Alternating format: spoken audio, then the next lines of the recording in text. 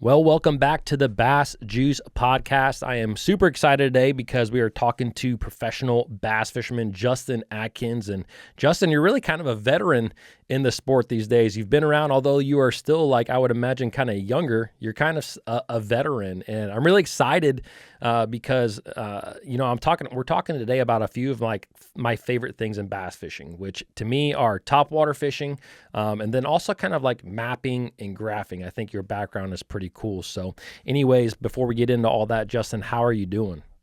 I'm good, man. I'm good. Thank you for having me. I've always enjoyed your content, so it's cool to be a part of it. Cool. Yeah, no, it's fun to do this, and I got to spend some time with you last year, and it was just a lot of fun. I learned so much in just a short period of being on the water with you and on the boat, and so I really just wanted to pick your brain a little bit so that a little bit more of the world could just hear what Justin Atkins has to say. So we'll go ahead though and get started with some topwater fishing stuff. I love topwater. We're kind of like, that season probably is getting ready to start. Kind of depends on where you live. But the first thing that I really wanted to ask you is there are so many different types of topwaters out there. If you could kind of somewhat narrow it down to the top 5 topwaters that maybe you use, what do you think they would be? Yeah, so obviously, my career really got kicked off winning the Forest Wood Cup. I won that on a big 3-hook pencil popper style bait. That was pre Kane Walker from Berkeley, so I was Mm-hmm. using another brand, but that's the one that really kind of got me started. So you have spook Jay Walker style, and then you go into pencil popper where it has the cup mouth, it's a little bigger bait, it's gonna spit a lot of water. I keep those two pretty close anytime the water's above 65 degrees. Yeah. And then you get into more of like your cover based top waters, so your buzz baits, your frogs. You can have regular or popping. And to be honest with you, that's about all the top water and I do. When it's you can throw the chopo Mm-hmm. um, a good bit, and it seems like around rock and cover that thing's really loud. But gosh, I find so much versatility in a buzz bait that whether one thing I like to do is put like a Pit Boss Junior on it, depending on what size fish I'm fishing around. Mm. You can go up and put like a frog style bait on it. Um, the buzzbait's just so versatile with different blade sizes and squeaks and head knocks and all that. I throw a chopo some, but golly, a buzzbait just doesn't get hung up, and I feel like I catch them, just about as good on it as anything. Mm-hmm. And then you can, get into just straight, um, throwing a reeling frog style bait.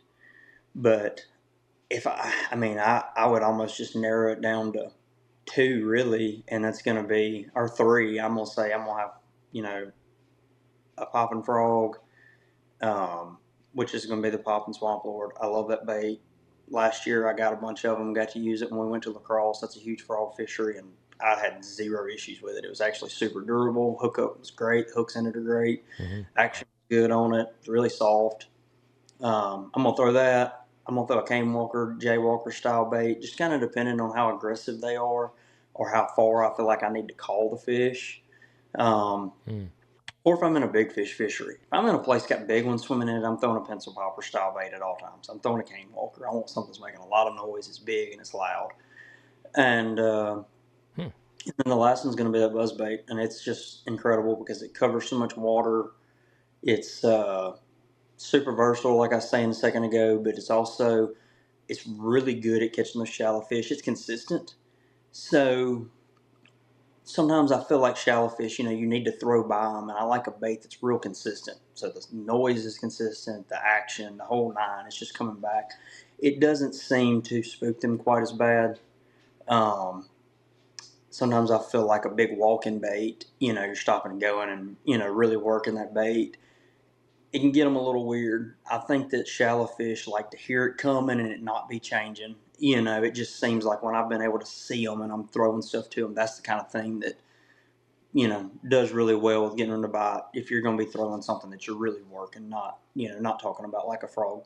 Mm-hmm. Um, so that would be my three picks. Yeah. Okay, that's good. Narrow it down to 3 for us. That's That's even better. Now, I thought it was interesting, a number of things that you said, but you had talked about, throwing a really big kind of aggressive bait when you are maybe at a big fish fishery. Is that just something that you feel like catches the top end fish? It does. I've caught them on that pencil popper at Okeechobee and Fork. When I won at Murray, it was full of big. It's still full of big ones now, but not a lot of guys were. The locals knew, you know what I mean. But Mm-hmm. like when it in our tournament, there was a ton of guys fishing down the bank. There wasn't a lot of people out there, trying to call fish up. The cane pile thing was kind of a new to the world thing. Like I said, I know all the locals knew about all that stuff, um, but it just that walk the dog is just for 100 years has been catching them, and I like a bait that spits. It's throwing a lot of water everywhere. When you fishing on Tennessee River, somewhere's got a lot of big gizzards. One of them gets injured and it gets on the surface. It'll make a lot of racket. Mm, Something gets after it and it gets on surface. It's a big fish, and it just makes a lot of commotion. And you see guys catching them on glides and things like that. Big ones just like big baits, yeah. And so if I can throw that, it has two purposes. Number one, it just is going to call them from a long ways, and it's not that I don't ever catch little ones on it. Of course, you still catch them all, but I just feel like when a big one's in that feeding mood, a big bait's making a lot of commotion, a lot of racket, it's really going to draw his attention Mm, to get that big meal that he's been looking for. I mean, how many times have you caught a big one and it's got a tail sticking out of its throat? yep. This big. Like big ones ain't scared to eat a big bait. And so when it's an option, and I feel like there's big ones shallow enough, which is a relative term depending on water clarity and all that. When they're shallow enough that they can see that, I'm always going to go, that route. Okay. Um, when I'm gonna throw more of like the Jaywalker style bait is in a place that maybe doesn't have quite as many big ones, or it's in the fall, it's cooling off. Maybe they're not quite as aggressive, but they're still up in that water column. That's when I'm gonna do something like that. It just seems to be you get in a spotted bass fishery, it's super slick, sunny. I may even go down to something like a drift walker, which is just a smaller, more penciled version of like a jaywalker, Mm-hmm. and it doesn't do a whole lot. You know what I mean? It's just going to leave a V on the water, and so that's where I'm gonna put all, kind of differentiate which one of those I'm gonna throw. Anytime you got wind though, and you got something to make a lot of ruckus with, that's why I'm gonna go to that pencil popper style bait. Yeah. Yeah, I actually, I fished down on Hartwell, and I know that those fish are, any of those blueback herring fisheries are they're just different. But I know that on day one of a Bass Open that I fished, I wasn't fishing the drift walker. They actually didn't have them at the time, but I know a drift walker is pretty much a silent bait made by Berkeley. I was fishing an evergreen bait that's called a JT. It's the same thing, no rattles. It's very silent. And on the first day of that vent, it was pretty slick, calm. The sun was high, and I could throw that thing, and I would hook up with fish. And I had a lot of buddies fishing, really aggressive style baits, and they missed them all day long, and I caught them really good. And the next day, I thought it was all about the bait, and I wasn't really paying attention to the conditions. The very next day, I went out and I struggled pretty bad because there was a little bit of chop and it was a overcast day, and I kept throwing that bait and I just didn't have near as many fish up in, and I didn't have any forward facing technology, so I'm just reading and throwing to these areas, and my guys who had the bigger baits, they caught them really good, and I think it was just simply they were able to call them up, and Yeah, so it was. yeah, no, 1,000%, and that's what that's something I learned early on was topwater fishing is very condition sensitive, and so that's why I always try to keep a couple different options for the day and for the conditions, and I learned a lot of that on Lake Hartwell. Just like you were saying, I had been running a lot of cane in practice, and it was slick, and I'd throw a big topwater out there, and I might get a rise, but it not surface. I could see them at the time. Had early forward facing technology at that moment, and Mhm. man, something's weird about this. So I picked the drift walker up and throw it back over the same pile, and here they come. And, and I catch a big largemouth and throw it back out there and catch another one. I'm like, there you go. That's the deal. And it just really clued you into my biggest problem is I'm bad about getting stuck on wanting to catch them on something. Mm-hmm. Like I really want them to bite this. And a lot of times, just a little subtle adjustment can make a big difference in how many bites you can get. You know what I mean? Because you'll always catch some on something. You know what I'm saying? If you're throwing a top water, you throw that pencil popper on a slick, calm day over brush long enough, somebody's going to come get it. But you might have missed out on 15 bites previously by throwing maybe a little more subtle bait or vice versa. Yeah. But going to places like Fort Worth, they don't seem to be quite as sensitive. I definitely like a little wind for the bigger bait, especially when the shad are spawning over there because the fish are real shallow. But a little bit of wind helps them from seeing it quite as good. But it seems like gizzard, threadfin, yellowtail eaters are more conducive to just biting that big bait all the time. Mm-hmm. Whereas when you get to a herring fishery, they can be a little more sensitive to what they're biting. And a lot of it is when you got that wind and stuff, they're just able to hear it. They know it's up there now and they can come get it. But on a slick, calm day, when you see a heron go by, I mean, he's just leaving a little V. Mm-hmm. They can see forever. It's when you can see 5 foot in the water, when you're in the water, you can see 15, 20 feet out there around. You know what I mean? So they Mm-hmm. know it's there. And so being subtle on those slick, calm days, can make a really big difference. And I like it better than a fluke style bait because, man, I just hook them better. Mm-hmm. There's probably nothing that gets bites better than a fluke style bait, Yeah. a jerk shad or whatever in herring fisheries. But gosh, dude, sometimes it can be the most frustrating thing ever trying to hook them on it. Yeah. That's interesting you say that because I was just talking to a buddy of mine who I know Bailey Eggbrit, and he was kind of saying the same thing. Like he's just struggled hooking them on flukes, and it's so funny because it's like one of the most common baits out there. But at the same time, I think a lot of people do struggle with that at times, and obviously. You're talking real specific on herring fisheries too. When you're fishing different lakes, it may be different, or even a pond, it may be different.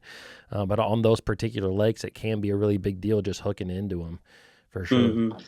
It's one thing, a little sidebar, tidbit, pro tip, if it's even any good. But I had to quit. I wanted to work my fluke down, and you'd pull it, and so like a lot of times in the pool, you'd feel the bite. Well, then you'd be trying to get your rod reset and set the hook. I found my hookup ratio is a lot better when I would work it this way and leave bow in my line so I could see the bite. Mm. And then you know what I mean. The fish is gonna get it, just like when he's biting a general or whatever else. He wants to get it and swim off with it. But what would happen is with your rod tipped down and all your line laying on the water, you wouldn't know you'd have that bite. So you go to pull it. Well, he's got it, and now you done put tension on him, and you're trying to reset to set the hook. Mm. And that's when I felt like I missed him most of the time. So by having a big bow in my line working the bait, I could feel him get it without having to put that tension on him. Mm-hmm. I'd see the bite, whatever. Well, then I can get set, or maybe my rod's already in a good position and I can set the hook. And that helped tremendously with actually being able to hook them on it. Yeah. But if I got my option, I'm throwing a treble hook out there because I just need them to sniff it. You know what I mean? Just sniff it, and I'll do the rest. Yeah. Throwing Fenwick rods, having the right action, the right line all set up. I can just get him to sniff it. I got a pretty good chance I'm gonna get him in the boat. Yeah. And so that's always I lean towards the top water with the treble hooks 100% of the time. Sometimes you always can't do that, and if you have to go to a jerk shot or whatever, like I said, just working that bait with your rod tip up helps you to be more in tune with when that bite comes, because sometimes they're going to hit it on the pool, Mm-hmm. and you about going to miss them. It doesn't matter what, but most of the time they're going to get it as soon as it stops. You know what I mean? They're tracking it, and as soon as that bait stops, when they're going to get it. Well, if your rod's down, you have no idea. And like I said, you go to just pull it again. It's like a jerk bait. a lot of times with a jerk bait, sometimes you'll feel that thump when it stops, but a lot of times you just go to twitch it again and it's locked up. Mm-hmm. Well, with the treble, you just got him. But when you're having to set the hook with a big single hook, it's better to know he's got it, get set and set the hook. So fishing a fluke style bait, jerk shad, whichever style, whatever y'all like, is, I think it's more beneficial. Throw it rod tip up.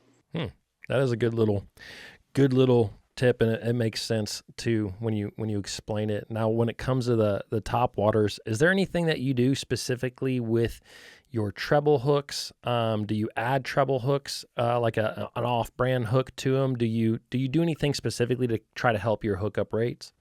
So I throw Fusion 19s 95% of the time. I think they're a great hook. They're super sharp right out of the pack. They're strong. Yeah.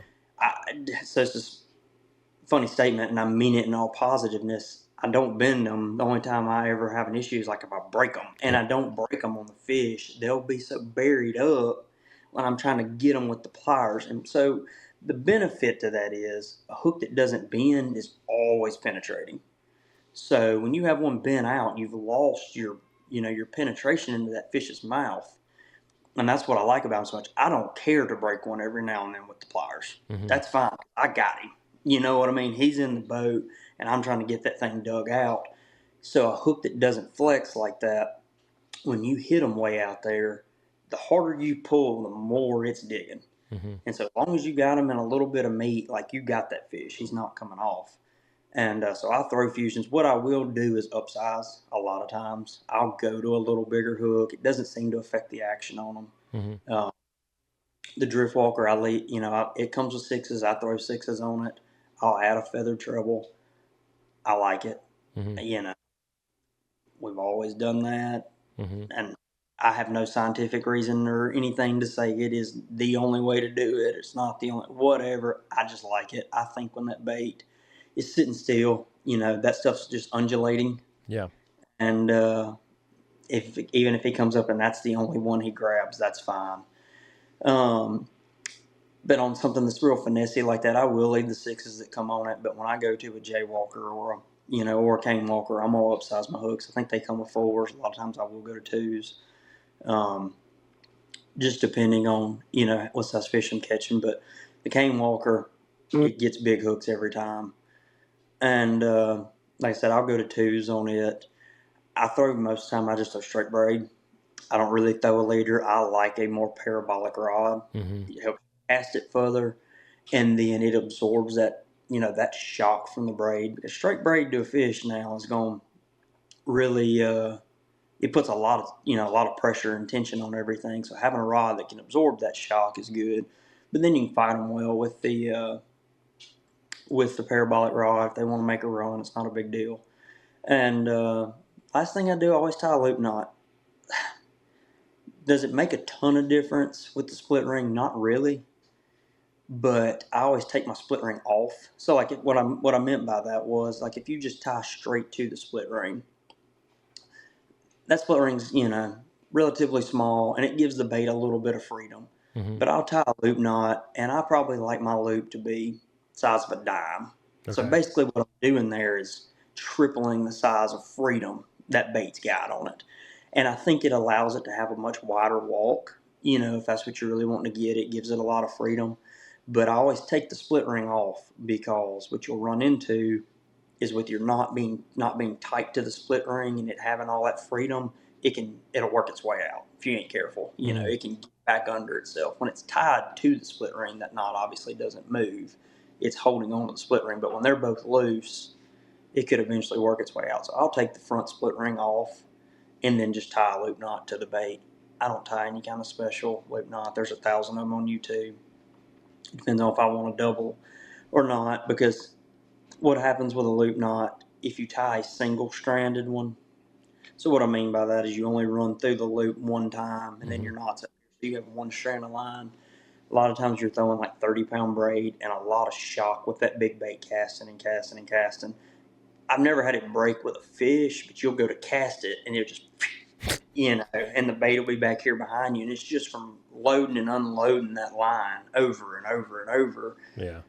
And you eventually, it gets weak in that bend. And so a lot of times I'll run it through, run it back through, and then put all my lines together. So I have two and tie my loop knot. Okay. And that'll just double up your strength, but it doesn't affect the action of the bait any.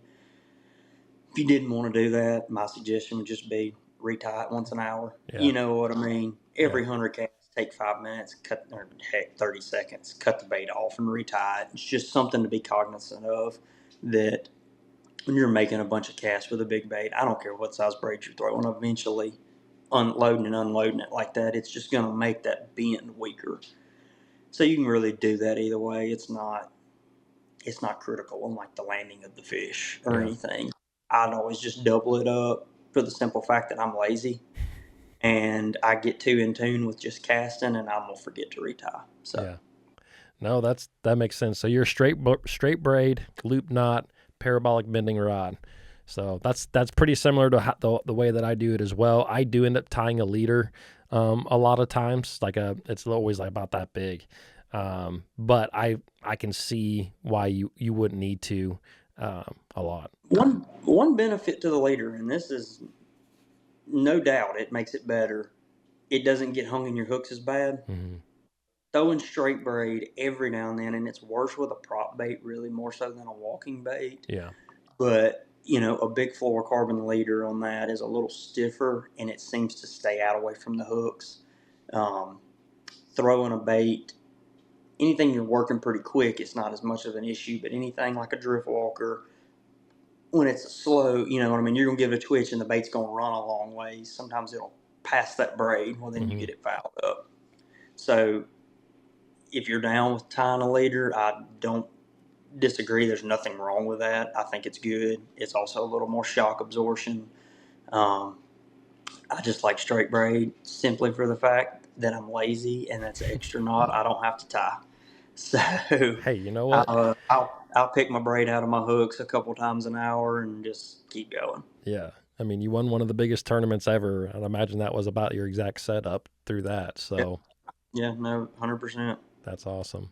So when it comes to your top waters themselves, what's your go-to as far as colors go? Do you have a smorgasbord of colors, or are you a pretty simple guy when it comes to that? No, I keep it pretty standard. I'm gonna throw a bone white or a chrome. When we're herring fishing, and there's a herring population in the lake, I like a chrome.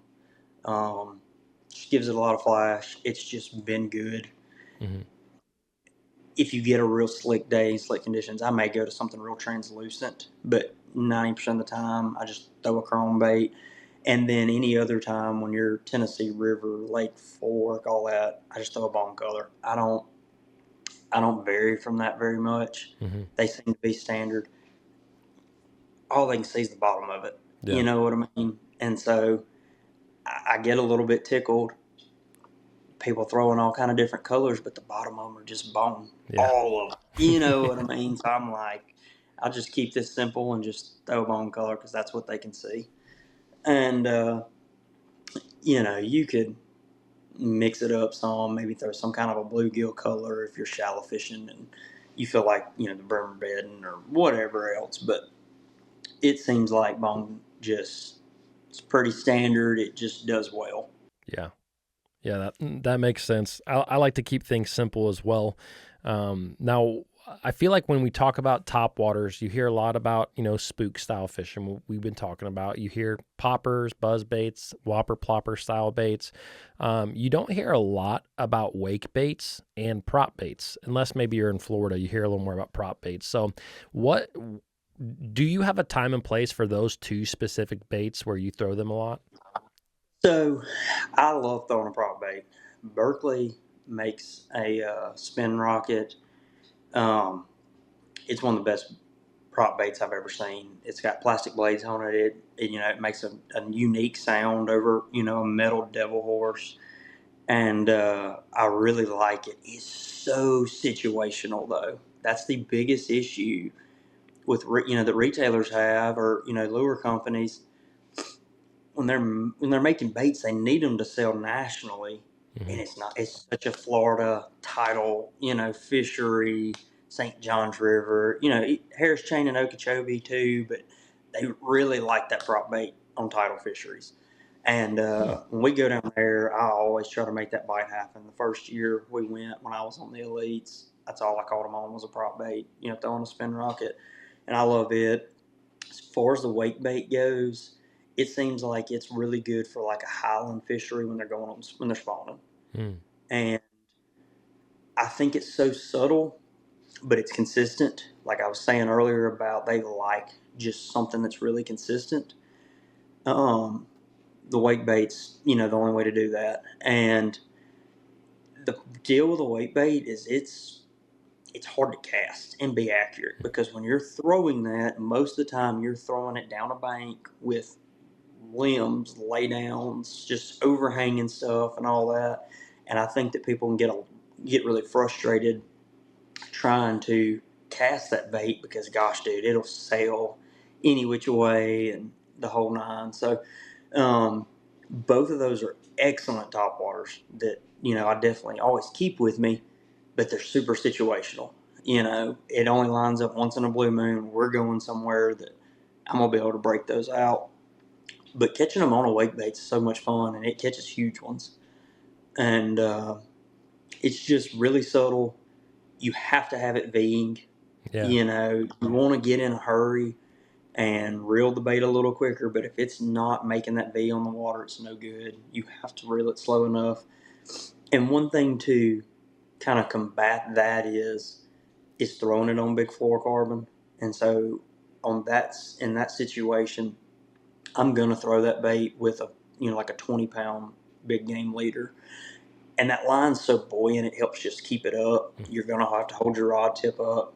But to combat the casting aspect of it, I'm gonna throw it on a light braid with the leader. Um, like you were saying earlier that you like to do with your top water. Mm-hmm. I'm gonna throw it on a 30-pound braid. I'm gonna throw it on like a jerk bait rod, a 610 medium, something that's really light and whippy, so I can have a lot of control on that bait. But then throwing it with the braid is going to allow you to get the hook up ratio and be able to fight that fish out away from the cover with the more limber rod. Yeah. But I wish it lined up more to throw weight baits. It's so much fun, Yeah. And you go to a Smith Lake, a Norman, a Douglas, any of those places where those fish, it's warmed up, they're trying to get up there shallow, they're on the bed or they're about to start spawning, they're up there cruising the banks. A weight bait will flat get them. Yeah. That's actually pretty interesting. I remember there was a bass university that I listened to a long time ago with Scott Suggs, and I know he's a big like wake bait guy, and he talked about that a lot. I think he helped design Berkeley's wake bait, the longer pencil style one that they have. Yeah. So I was just curious to know your take on those because I've never, like you said, I've never had a chance or an opportunity where it really lined up. And I just was curious about them because, like I said, you hear so much about other kind of the standard top waters, but I know that when those, like you said, when a prop bait and a wake bait are happening, it seems like they are like the deal. So I was very They do. curious. Yeah, no, they are the deal. You can throw a prop style bait anywhere, like any place that's got that vegetation, or they're going to be out there in a specific place. It's placed so much in Florida because I think that happens for a lot longer. Fish in Florida spawn for months and months. You know what I mean? Like it'll start around Christmas down at Okeechobee, maybe even Thanksgiving. I've heard before. And it runs all the way into March and April. You'll still have some fish that have come up out of the lake and they're spawning. And what makes it so good is it makes a little racket to kind of be aggressive, but it'll stay in that strike zone for a long time. You can just leave it out there. And so when you're throwing exactly two targets is when I like to throw a prop bait. So like going to the Tom Bigby next week, if those fish end up spawning on places where I can look and be like, okay, there's a stump and maybe one bite. Throwing a prop bait, could be a player. So it's not just a Florida thing, but you're not, guys just don't catch them in those highland reservoirs, all the other places. It seems like it's a shallow grass fishery where when they're spawning, they are not very deep. Mm-hmm. And you're going to get that bait right over them. It lands really soft. You can put it in there silently, not have to worry about spooking the fish, and then it just stays in the strike zone so long. Whereas the wake bait style is more you're covering water. He's out there on a 45 bank spawning somewhere by something you can't see, and the water's real clear, and you're needing to cover a lot of water, but do it with something that's not very aggressive. And so they are total different ends of the spectrum, but they're both very deadly around the spawn. Interesting. That's good. I like that. That's super good. Now, when it comes to when it comes to topwater fishing in general, you already kind of mentioned there something that I thought was interesting because I think a lot of guys don't pick it up during the spawn in general. Is there other times of the year that maybe you think other guys aren't picking up topwaters that you're licking your chops to get out there and throw one? So, one thing that I think a lot of people miss out on is throwing a buzzbait early enough in the year. Um, when that water hits that like 50-degree mark, you got some fish that are starting to get up there shallow. And when they're warming up and their metabolism speeding up, they can be really aggressive. I mean, like, heck, dude, we catch them on traps at Gunnersville and the water's in heck, it was like 38 degrees the first day. Yeah. And so when you put that bait in a presentable fashion, close enough to them, they still are aggressive. And they'll move a short distance real quick to come get something. And I think a buzzbait just plays really good that time of year because you can cover so much water. Mm-hmm. When you're trying to flip or throw, a weightless general out there, that gets a lot of those bites, but you don't cover near the water. Mm-hmm. And so I almost try to keep it in mind. Like, I'll pay attention to how aggressive the bite feels. If I'm just throwing a general down the bank, and it hits the water and don't, instantly fish gets on it or whatever. I'm like, okay, they're pretty active today. Then you pick up that buzz bait and start trying to cover a little more water. Now, if it's like a deal where, it's not warming that day, you don't feel like it's warming up outside, the water temperature's staying down, whatever. Your bites are a lot slower. You've done pitched in there by that stump, and you worked it a little bit before you got the bite, then you can just keep, daubing and picking around, but paying attention to how aggressive it seems like the fish are wanting to be. If they're coming and getting it, pretty immediately, you got the potential to step your game up and throw a buzz bait early. And like I said, once that water hits 50 and you're targeting shallow fish, Mm-hmm. buzz bait can always play. And with it being loud, like I said, you put like a frog style bait on it or a big piece of plastic. It's a good meal. It's it goes back kind of like the fence popper style deal. It's kind of aggressive, and it will call up some big ones. Yeah. That's I've told this story on my channel before, but when my parents, we grew up on a 1 acre pond, and every year, I live here in Ohio, so that pond freezes over. And I remember like when I was probably 14 or 15 years old, I got a bunch of frogs for Christmas. And the first day that the ice was off the pond, I'm like, I'm just going to go out there and throw these frogs because I just want to test them. I want to see them in the water. I was just young and I just wanted to see everything. And so I'm sitting there and I'm doing this. It was one of those days that really warmed up. Like we had this random 70-degree day. And Mm-hmm. I'm sitting there watching the frog and I'm just doing this. And all of a sudden a bass came up and got that thing, and it missed it. But regardless, I was blown away because literally ice had been on the pond like 2 days before. So that water was probably in the 40s, give or take, maybe, and I was blown away at how cold the water was. And a bass came up and hit top water. And over the years now, I've seen so many situations where I wouldn't think that they'd eat on top, and they do. A perfect example, I was fishing an open on Lay Lake a number of years ago, and it was like we woke up and it was 28 degrees, I think. People's stuff was all frozen, and a guy that I knew who did really well in that tournament was catching them on a spook, about 48-degree water, and I was like, dang, missed that bite, and I wish I would have got on it. Yeah, yeah. When Gunnersville was in its heyday, probably it was in 2011. I fished in Everstart, and one of the guys that top 10 that tournament caught them all on a spook, and I just remember being like, "Golly, that's unbelievable." So I think a lot of times the benefit to that is when those fish first get up there, even as aggressive as they can be a little spooky. Mm-hmm. And, they're in new territory. They've been out, off the bank all winter, and they got a lot of water around them. You know what I mean? They see things coming. When they get up in that shallower water, things get up on them a little quicker, and I think they can be a little spooky. And so where the top water becomes a benefit is it's not as intrusive. It allows them to see it, and they can come attack. Mm. You know what I mean? I think sometimes, that fish is up there real shallow by a piece of cover, and you dob right in there on him. If he's not in the right mood, all of a sudden it's like, oh, something, just got on me. And I think it can spook them. But throwing the top water to them, it's like I said, it's just less intrusive, and it gives them the ability to be on offense. Yeah. You know what I mean? They don't hit that defensive posture and then have to get back to wanting to feed. If you throw the top water to them, they see it coming, or it's not right in their zone, and they can come to it. And I think that I just think the top water is super beneficial when they first get up there shallow, just for that simple fact. And am I saying you're not going to get bites on other stuff? No, not at all.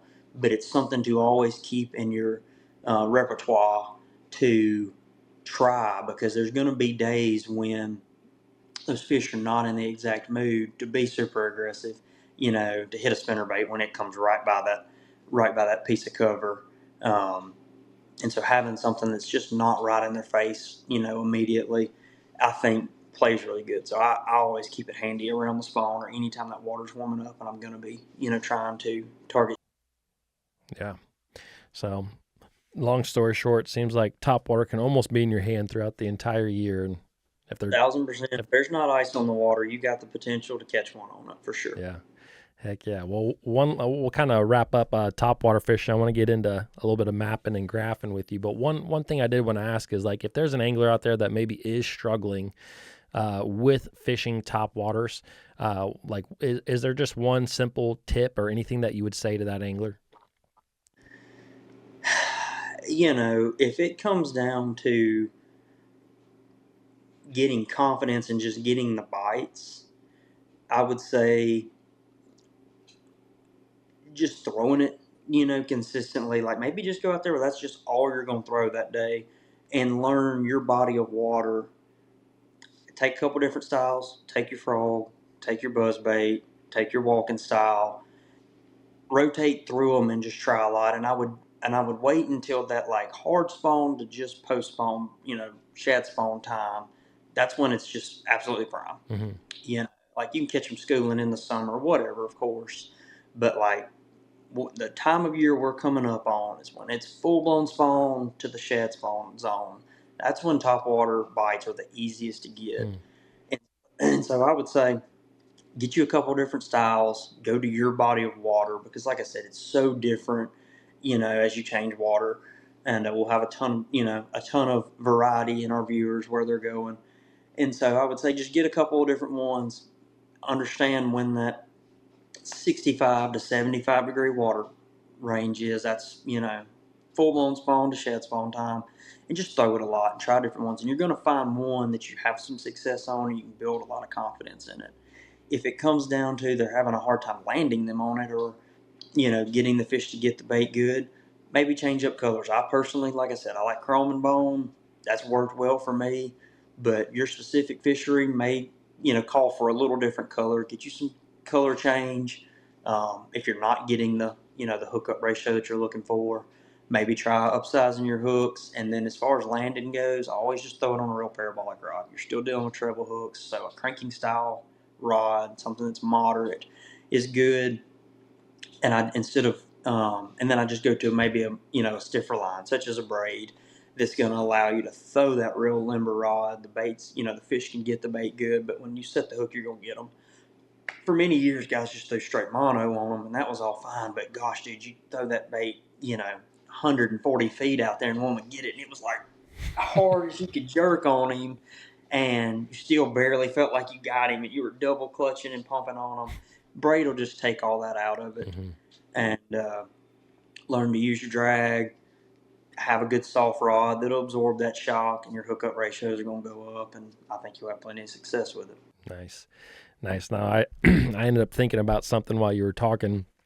Is there anything that you do differently when you are fishing for smallmouth with a topwater bait? Because they're just kind of a different animal at times. And so is there anything that you do differently with smallmouth, or is it pretty much the same? So I keep it pretty standard. Smallmouth are so aggressive, and like, you get these hard blow ups. You want to set the hook, and they're instantly jumping. I feel like with the soft rod, I still don't have that issue with them. I don't have any issue losing those. The only thing that I would say that you can almost get away with a smallmouth is maybe throwing a bright one, throwing a chartreuse top water, Mm. something that's really bright. Smallmouth predominantly in the north. I mean everywhere, but especially in the north are visual feeders, and so throwing a bait they can see that much better, helps. I mean, guys catch them out of St. Clair on chartreuse spinner baits and all that. Like, they ain't scared of the bright, and I think it can help you get more bites with them being able to see it even further. So that would almost be the asterisk there, to where I may throw something that's even brighter than a ball. It's just a really loud colored top water. But as far as that goes, my setup's pretty standard all the way across the board. I feel like the braid helps me get the hook sets, the limber rod helps me fight them, and it takes out the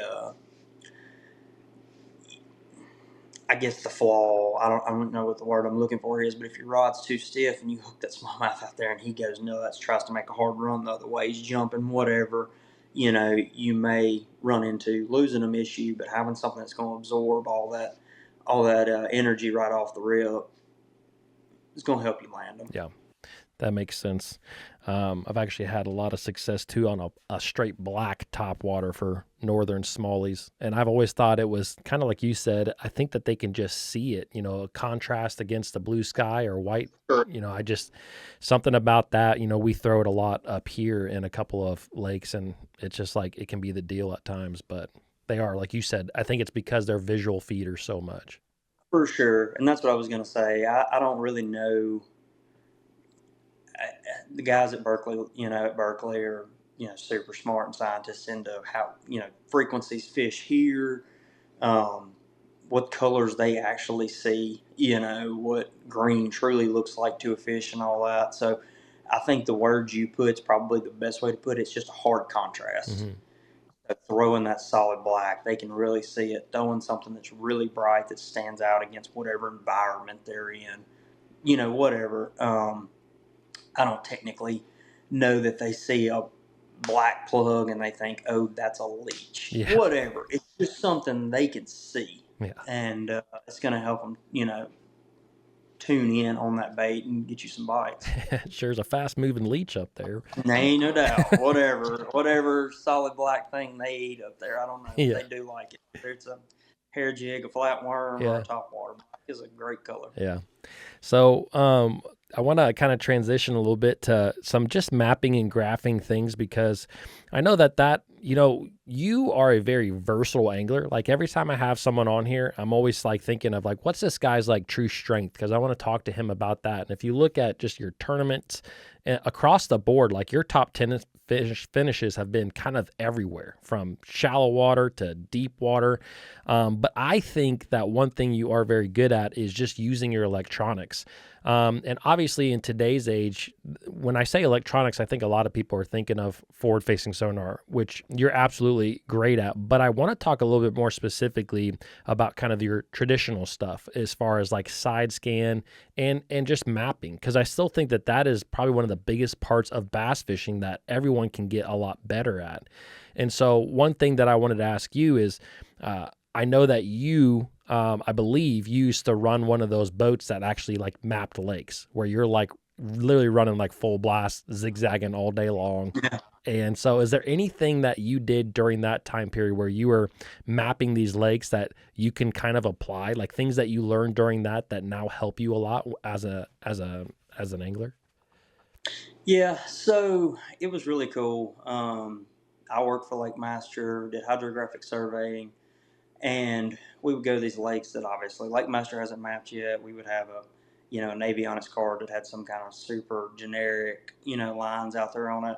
One thing that helped me learn, and now Lake Master has come so much further since that time. We have just about every lake we go to has got, some contour lines on it. But being able to see, you'd almost have like a circle here as a deep hole and a circle here and then a circle over here. Well, that was a creek channel, you know what I mean? And the way that data, for the old school map card was collected, it just hit this spot and this spot and this spot. And I learned to look at some of those older deals and see, connect the dots. You know what I mean? There wasn't just three holes out here across this big flat. That's a true creek, and understanding, how the data is collected helped with that a lot. But we go out there, we had a pattern that I had to run. I'm not allowed to disclose it, but we had a certain pattern that we ran and collected all that data. And what makes Lake Master unique is when we had a feature that I recognized, I had to watch my unit all day. Let's say I made a pass, went through a dip, I make the pass X amount of feet out, I see the dip again.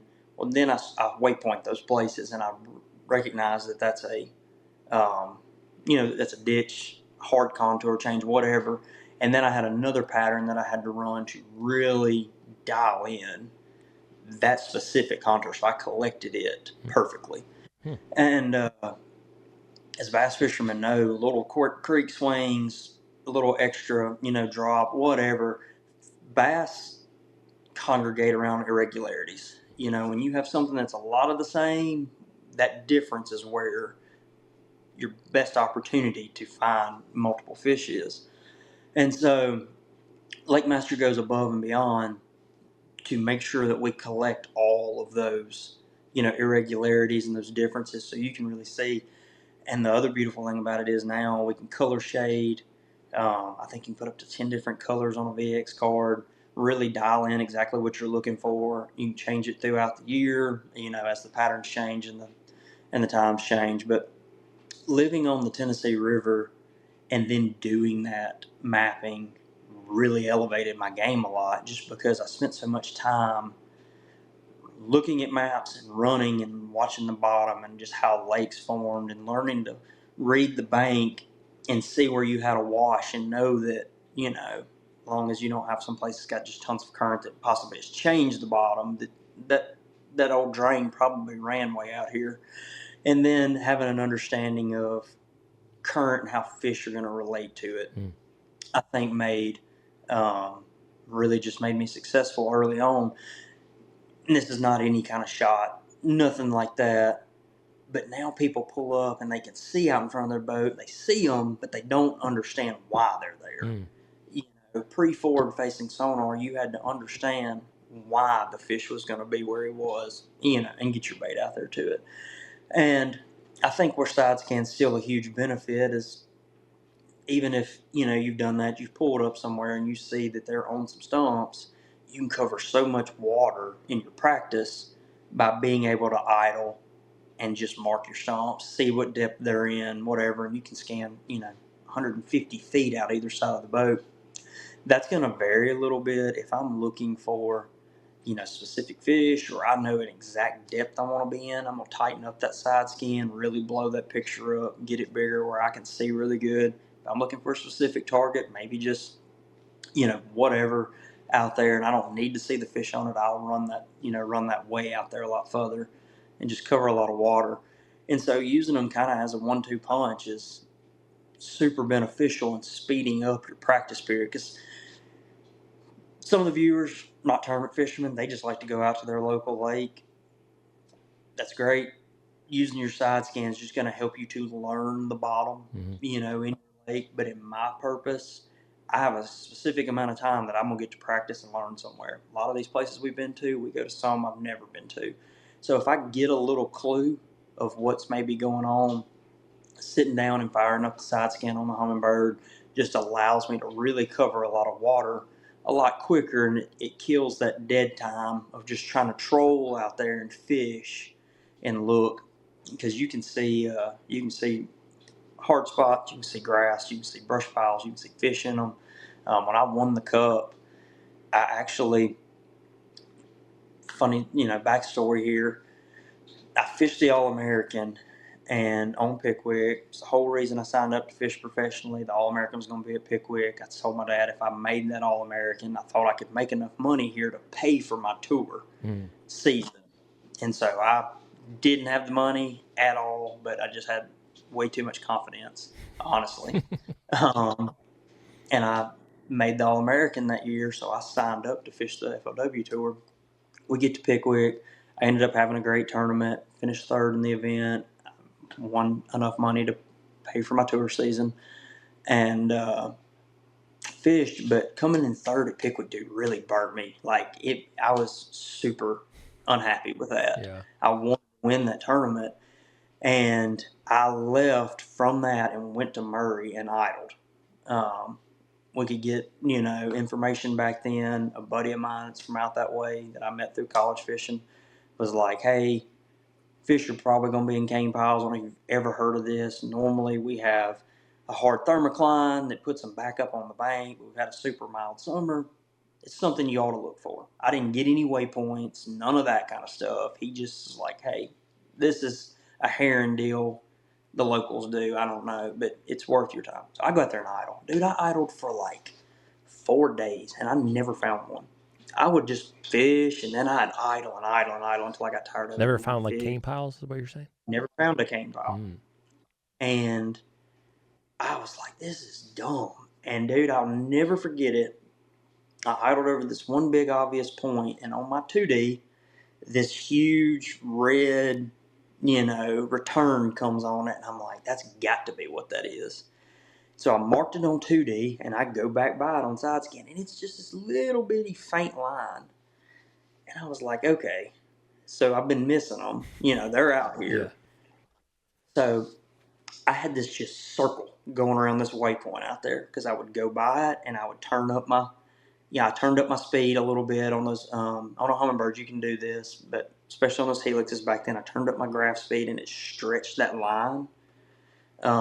It made that shadow wider, and then I played with my contrast and my sensitivity, and I went back and forth until I got it to where it actually made a pretty noticeable return on my side scan. And then I spent the next 24 hours, because it was the last day I had on the lake, going back over every point I had done idled, and they're everywhere. And so I'm marking them all, but what I come to find is once I got that shadow stretched out by speeding up so what you do is you're speeding up your scroll speed, and I was the chart was scrolling faster than I was going by it, which would allow a lot of return to get spread out on the screen. But I noticed I could see which ones had fish in them. I would see these, shadow returns out there around the cane pile. Oh, really? So I would put extra dots around those or I marked them with a different style waypoint because I was like, okay, there's several in this one, And when it was all said and done, I probably had 30 that I knew when I pulled up, I was throwing over a group of fish. And so I think the moral of that story is electronics are super intimidating to a lot of people. They got a factory reset, like play with them, turn stuff up, turn stuff down. Don't be afraid to just play with it. And the best thing to do is to find an object that you know is out there, whether it's a brush pile you planted, if it's a dock post, whatever. Find something that you can idle by and see it, and then make that image look like what you think it should look like. Everybody's a little different, and but seeing it to where you recognize what it is, because as things have been in the water longer and they get waterlogged, their returns aren't as good. An older brush pile doesn't show up near as good as one somebody dumped last week. And that was a big thing with the cane, was it's so hollow that once that cane got full of water, it just didn't make a great return at the time. I'm sure now electronics have just gotten better. But if I had to give somebody a piece of advice on just using electronics, is don't be scared to play with them. Yeah. Turn them up, make them hot, make them cold, try to play with your contrast, chart speed, change the color palettes. Fish will show up better. Maybe just your eyes, will pick up on the differences better. Seeing the fish out there on the bottom, the shadows that he's going to cast. Play with all that. If you got to, go to your settings and just restore the factory defaults and start over. Don't be scared to play with them. I hear so many guys that they'll ask, like, what is your exact setup? And I'm like, well, I don't have one. That varies, whether if you're looking shallower, shallower or deeper, sometimes I run mega, sometimes I want to run 455, and that could vary whether I'm looking for fish or I'm looking for hard cover. Because that 455 you can see, even 800, whatever, depending on the bottom hardness or how shallow you are, you can see a lot further out, and so you'll look for your targets, on one frequency, and then maybe tighten up and go closer to your waypoint, on mega to see exactly what's out there, what's around that. Mm-hmm. And so electronics are as useful as you'll allow them to be. Just don't be scared to change all that and play with it. I think people's biggest fear is getting them out of whack and they're not going to work anymore or whatever. Like I said, you can always go back to where you were. Don't be scared to play with them. Yeah, that's really one of the things that I've heard. Pretty much every angler that is really good with their electronics almost says that exact same thing. Like, there is no exact setting. I play with it every time. I play with the pallets, and I think, like you said, it's always easy to go to a factory. You could get it so out of whack. You can just hit that factory reset button. And they have a factory reset, I believe, like on the Humminbird, where it's like you can just reset your Mega Live settings or your side imaging, where you don't have to reset your whole unit. It's just a specific part of it.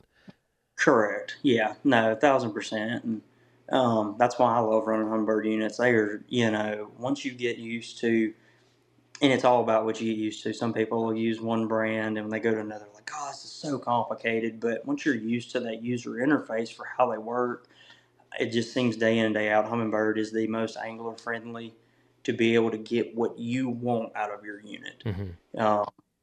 They have a new update on them where you can circle waypoints, get specific ones, whether you want to remove those, deleting them, or put them on an SD card, or you want to circle a lake, move just Pickwick to this card, move just Wilson to this file, whatever.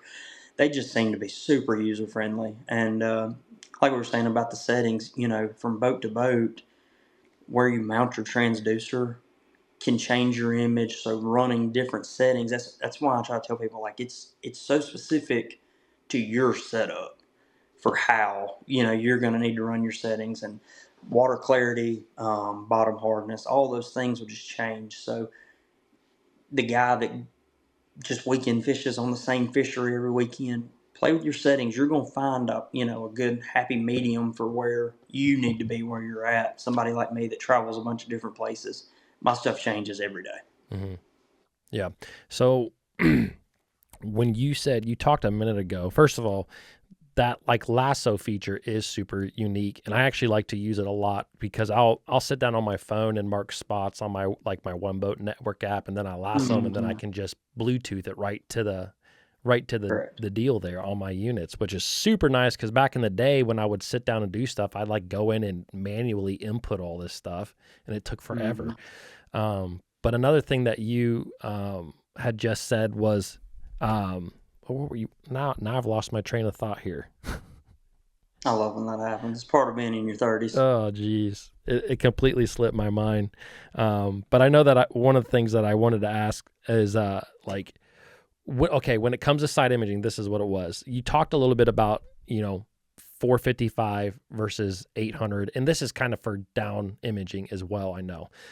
So when you are like looking specifically for fish, like say you're on a Tennessee River ledge, where they're maybe a little bit easier to see at times, is that when you bump down to the 455 to be able to see the like individual fish better? So, yes, that was one thing that I kind of had to learn when they came out with Mega, was that the fish were almost more little dashes. And so Mega's great on side imaging because it gives you such a good detail of what's out there, but it made the fish more of just a little hash mark almost on the bottom. And so I missed a few there for the first little while I was using it, to where I was like, what the heck is that? That's where they're supposed to be. And I'd see that. What I come to learn is 455.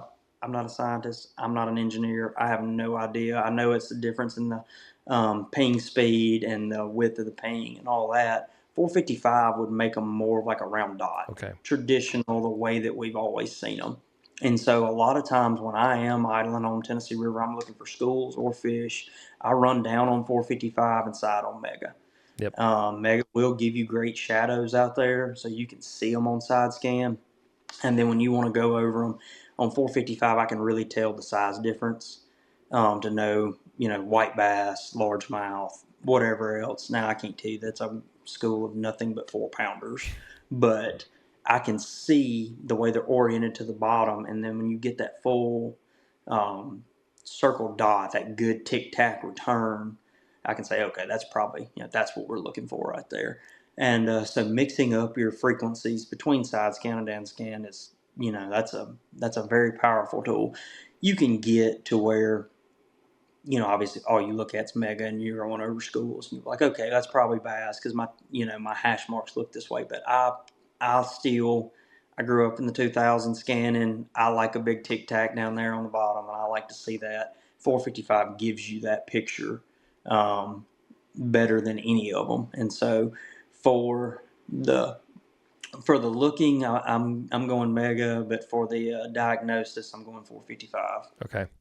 That's actually so it's something I had heard this from a buddy a while back, because I was a guy who I think I went from Lowrance for a number of years to Hummingbird, and I always felt like the Hummingbird or the Lowrance down scan, I could see the fish a little bit better. And he told me, he's like, "Oh, have you ever just tried running 455 on your Hummingbird?" And I'm like, no, I'm going to get mega, right? So I literally just made the little switch, and it was instant where I'm like, okay, that's the return. I visual like you You're said, used I'm to. used to Yeah. it. I remember it.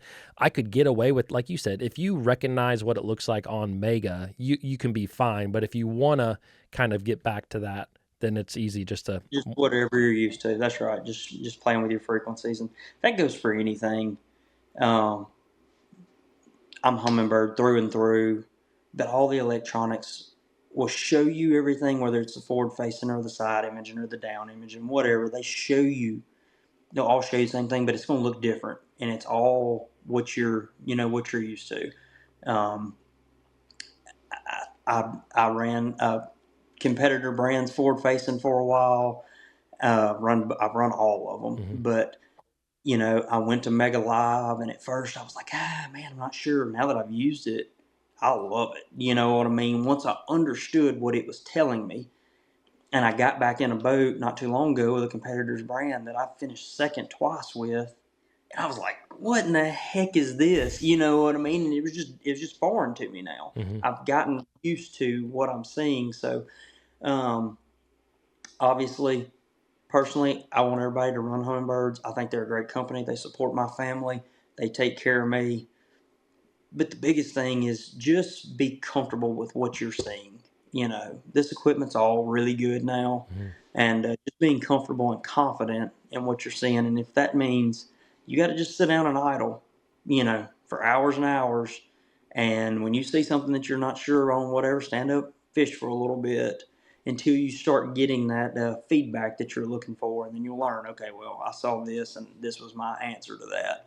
Then that's how you learn with anything. Yeah. Um, I think that this day and age, everybody wants an easy button, but sometimes just it doesn't matter if you're forward facing or you're side scanning or whatever. You get that response by casting. Yeah. So using your equipment, just learning what it's telling you, and you're going to learn that by fishing. Is going to give you the confidence that you need to be good with your equipment. Yeah. Now, I wanted to ask you a question, and you can answer this if you want. You don't have to, but I don't want to give up your juice. But when you look at a map, for example, a Lake Master map, are there things on there that you think a lot of anglers don't look at that you'd be willing to give up, or do you still look for a lot of the things that I feel like growing up, you hear so much about guys like tight contours this, and it's like a lot of the stuff that is known in bass fishing. But is there something that you kind of look for where you're like, that actually might be a place where bass are, maybe an unpressured place? So really, and this played in at the Classic. I think the only time, because guys are just so good and they understand and they can see the creek mouse and they can see the high spots and all this and that. I think now where you can have a little bit of an advantage is understanding fish's relation to current and water temperature. So it seems like when the water's warm, your post spawn, those fish are going to set up on the front sides where that current's hitting directly. It's making a little void, gives them somewhere to sit, but they're aggressive. Water's washing bait right to them. Mm-hmm. When the water's cold and they're not moving as much, they tend to want to be out of that current. So whether that's on the bottom end of a bar, maybe in behind a hard channel swing bank, so the current's pushing against the other side. I think the biggest thing now that I find myself doing is studying my One Boat Network app on my Lake Master app and trying to envision the current and where it's going to make breaks, and then inside that break where's something that's going to be a good setup place. Where I caught the big bag at the Classic was a place I found on my laying in the bed looking at my phone 2 months ago. And I was like, okay, it's a big hard swing onto this side. The current's going to be breaking here. And we've got some awesome gravel points that are running out. It's going to give those fish a ditch to be in if they want to be in. They can get up on top if it's a good sunny day. But it's a place that bait is liable to be washed into. So they're going to have a food source, and they've got good ambush points. And so as far as like back in the day, it used to be like, okay, well, here's a good ditch mouth. Here's a hard turn in a creek channel. You know what I mean? Little things that maybe everybody wasn't keyed into at that current time. You could do that. And now it's more so of I'm looking for a recipe. Hmm. And so finding those places where, um, you know, you haven't. When I won at Logan Martin, I was catching them on rock that was out off the bank, and I could see the hard contour, the high spots running across the river.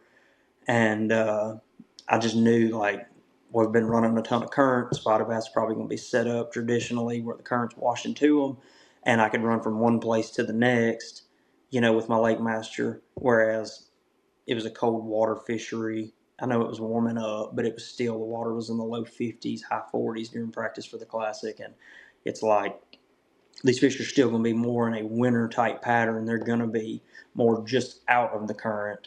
Let's find some places that the current's going to push them to, and they got somewhere to set up. There's tons of places where the current's breaking down a river system, but there's not a ton of places to where it's going to give them a good ambush point where they can feed, they can set up and hide.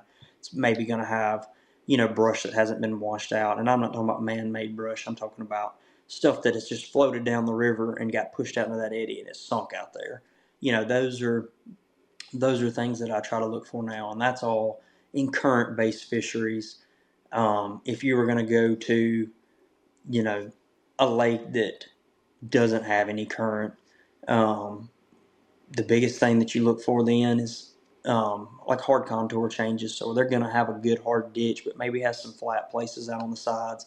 And that'll give you the ability to fish multiple depth ranges pretty quickly to try to get some kind of idea of where maybe the fish are particularly holding at that day or week. Mm-hmm.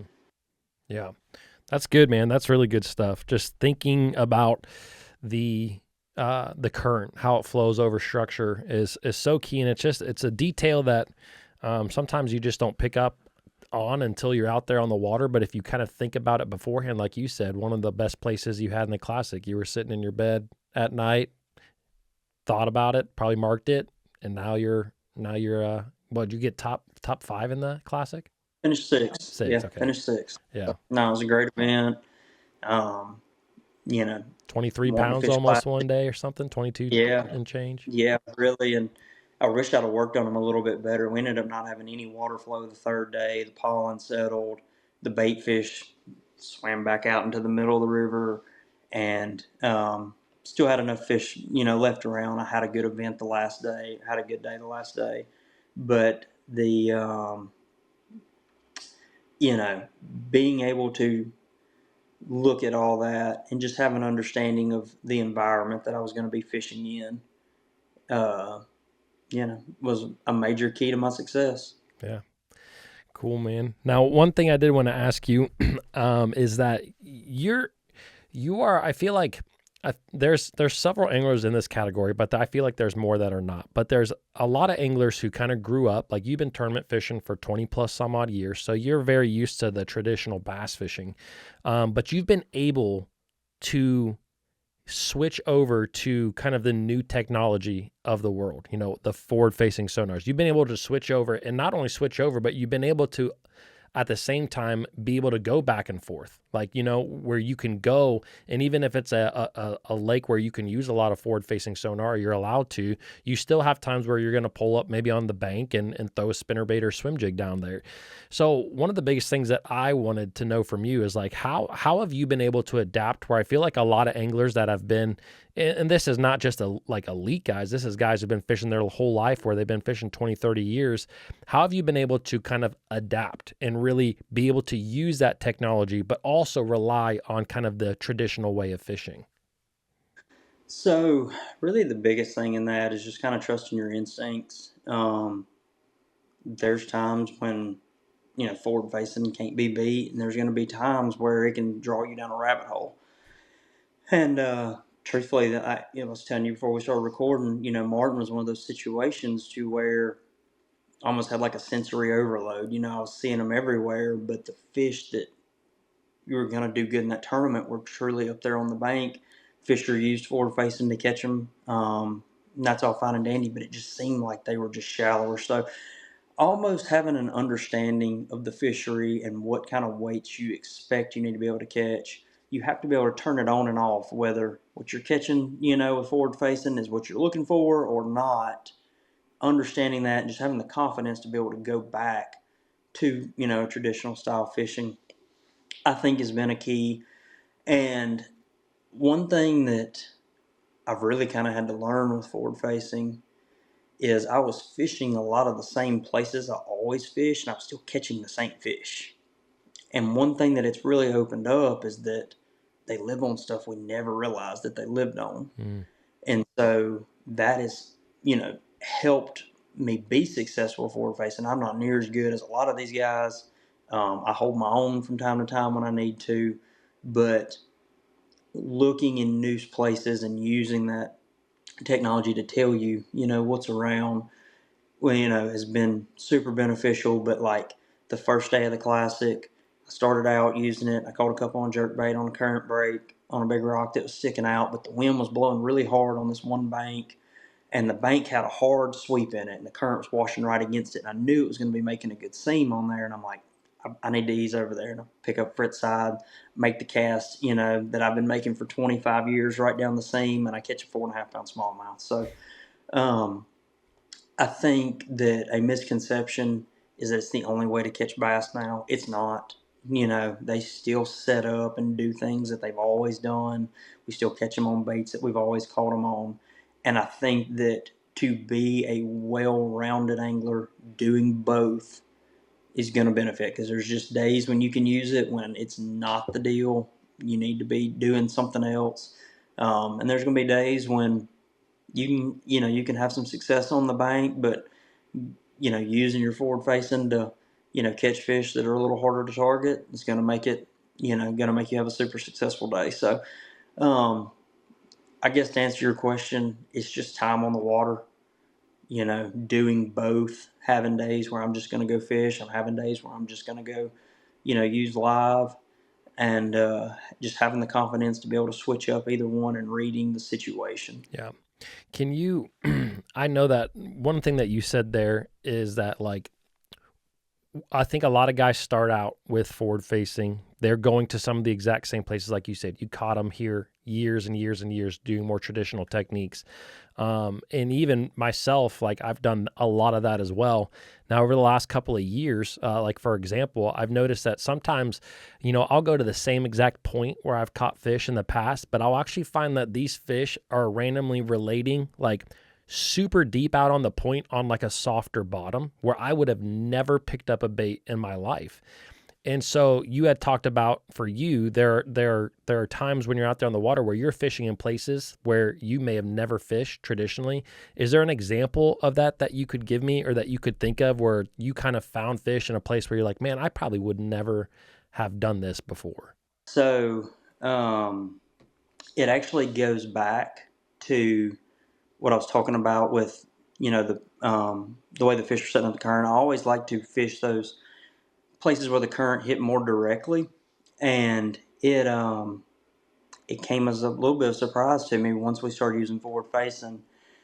I realized there wasn't quite as, I was still getting a few bites on those, wintertime, and during the wintertime, those places where the current hit directly, but I wasn't getting near as many. And so I started sliding down the bars and fishing more on the backside, and I was seeing a lot more. And those were little tidbits that guys that knew really knew, but like without the forward facing and me getting a little bit lucky and quit being hard headed, I wouldn't have learned that with the way those guys were setting, with the way those fish were setting up. And so that's a deal where, that sped up my learning curve incredibly by being able to see the fish.